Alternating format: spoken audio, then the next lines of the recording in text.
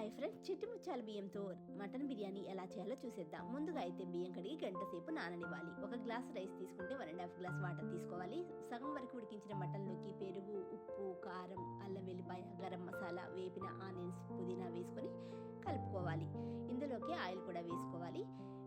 ఒక గ్లాస్ బియ్యానికి 1.5 glass water అండి. ఇలా కొలతతో తీసుకొని ముందుగా ఉడికించిన మటన్ వాటర్ని ఇందులోకి వేసుకొని గరం మసాలా వేసుకొని సగం వరకు ఈ బియ్యాన్ని ఉడికించుకోవాలి.